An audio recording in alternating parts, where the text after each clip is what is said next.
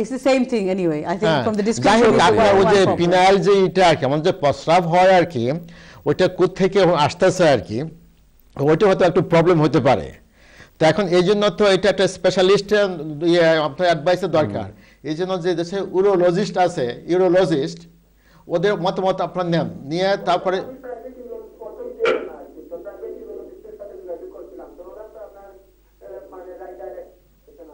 না ওটা আমরা না দেখে তো বলতে পারবো না আর একটা সাউন্ড করে রাখি স্পেশালিস্ট এরিয়া তো এটা যদি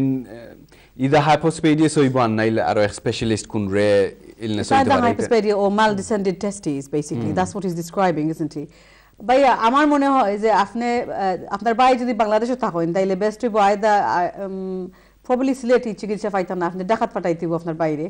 এখানে ডাকাত তারা আল্ট্রাসাউন্ড করতে হইব আল্ট্রাসাউন্ড করিয়া অথবা আরো স্পেসিফিক ইয়ে করিয়া দেখতে হইব যে exactly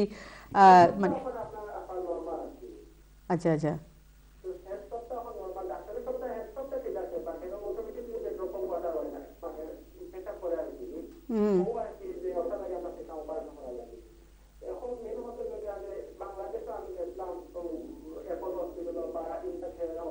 Apollo to Bala Hospital.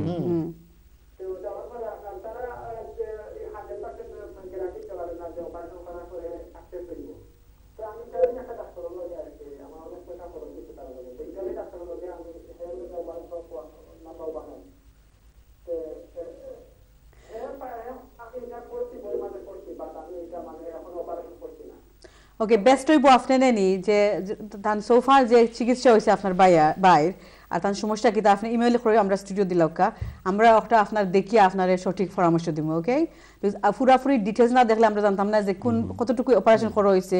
আর আরেকটা যে অপারেশন যেটা প্রপোজ করা যারা তারা প্রস্তাব দিলে যারা একটা অপারেশন এটা সাকসেস রেট কত বিকজ কোনো অপারেশন কিন্তু 100% নাই ম্যাক্সিমাম কোনো একটা অপারেশন 70% সাকসেসফুল হইতে পারে 30% পসিবিলিটি এটা ওয়ার্ক হইতো না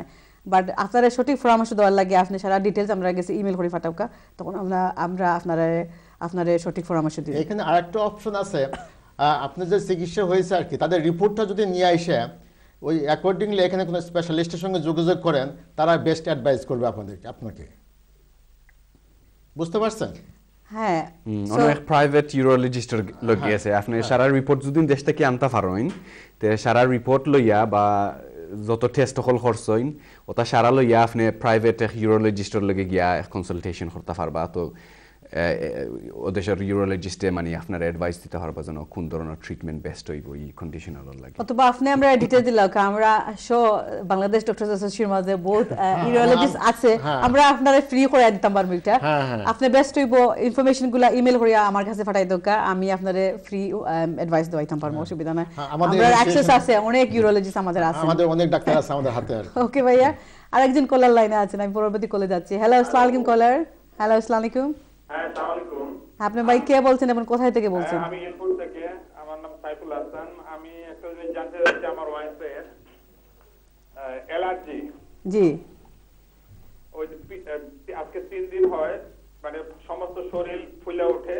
চোখ সব ফুলে ওঠে ঠোঁট সব ফুলে ওঠে আমরা জিপির কাছে গেছিলাম আচ্ছা ওনারা এই পিরিডন ট্যাবলেট দিতে ওটা খাওয়াইলাম আচ্ছা আচ্ছা তারপরে আরেকটা ক্লোরোফেম নাকি ট্যাবলেট দিতে ক্লোফেনিরামিন তো কোনো কাজ হইতেছে না সমস্ত শরীর হাত পা ব্যথা এবং ফুলা একটু কমে আবার সেই রকম হয়ে যায় এটার জন্য আমরা কি করতে পারি Okay, so Dr. Alim, would you advise this gentleman? এটা আর আগে আর কোনোদিন হইছিল না ফার্স্ট টাইম হইলো এই রিঅ্যাকশন এটাই যে আমরা ইউকে তে এটাই প্রথম আমরা তো আর কোনো আমরা কিছু ডাক্তার যাই না এটাই প্রথম হইছে আর কি আমরা তো অন্য কোথাও এটা ছিল না আগে এটাই ফার্স্ট জি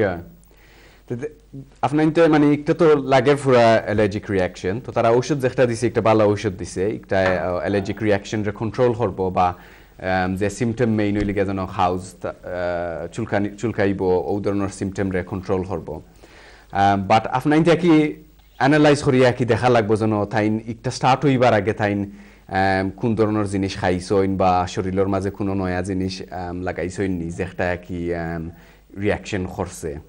ওলা প্রবাবলি যদি জিও করো ইনতে ফাইতা পারেন মেবি কিছু আনইউজুয়াল খাইছইন যেটা নরমালি খাইন গর্ত ডাটি এগুলো সবকিছু আমরা ক্লিন করছি নতুন বেডশিট সব এভরিথিং আমরা সবকিছু ক্লিন জি না এই ক্লিন দি না একটা Clean, লিগা হ্যাঁ, যে খাবার থেকে, থানো শরীরে কি রিঅ্যাকশন হইছে খাওয়া থেকে। একটা ক্লিন বা ডার্টি দি না একটা লিগা খাওয়ার মাঝে এক জিনিস তাই খাইছইন একটা রিঅ্যাকশন করছে তো প্রবাবলি কুচু খাইছইন মেবি যেটা নরমালি খাইন না প্রবাবলি থাকতে পারে কি কি কারণে হইতে পারে এটা আমাদের জানার ইচ্ছা এবং আমরা কি করতে পারি যে এখন মানে ঔষধ যেটা দিছইন ওটা খাওকা আর সেকেন্ডলি হইল গিয়া যদিন একটা ফিউচারও যদিন আর বার হয় বা বারবার খালি যদি নয় একটা তে তো একটা মেইন প্রবলেম হইব তো ইলা যদি নয় তে জিপির কাছে নিয়ে দেখাইবা আর সেকেন্ডলি জিপির সাজেস্ট করবা যেন অ্যালার্জি টেস্টিং এর লাগি রিফার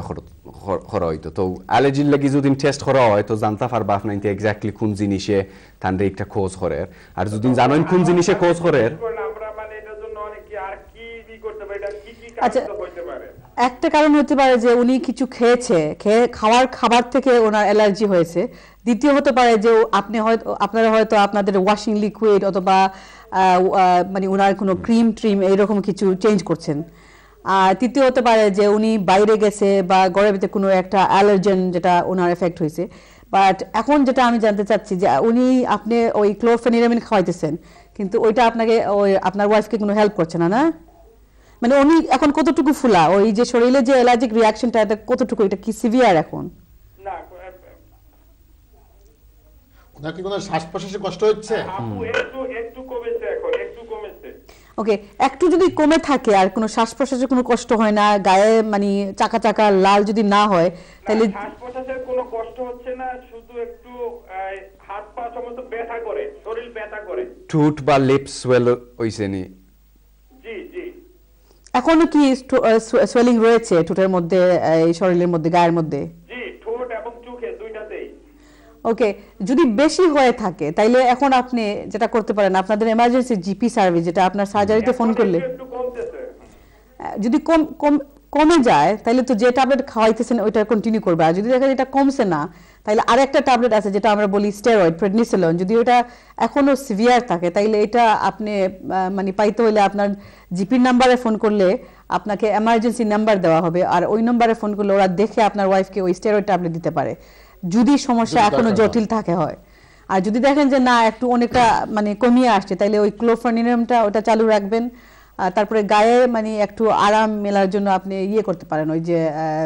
কালামাইন লোশন, এটা কেমিস্ট থেকে আপনি কিনতে পারেন ওনার জন্য। আর কটনের কাপড় পরাইবেন, গা মানে ঠান্ডা রাখবেন। বাট ইন ফিউচারে এটা জানার জন্য যদি ওটা কতদিন অপেক্ষা করব? আর একদিন বা দুই দিন দেখে পরে আর কি আমরা করব না, কারণ আমরা কতদিন অপেক্ষা করব? ইউজুয়ালি এই ধরনের সিমটমসগুলো মানে 48 to 72 আওয়ার্স মধ্যে 2-3 দিনের মধ্যে চলে যায়। যদি 2-3 দিনের মধ্যে চলে না যায় তাইলে এটা আমার মনে হয় একটু severe type of allergic reaction. তখন আপনি আপনার জিপির সাথে পরামর্শ করে ওদেরকে বলেন যে ওনাকে রিফার করে দেওয়ার জন্য, তখন অ্যালার্জি টেস্টিং করতে পারবেন। ওকে ভাইয়া?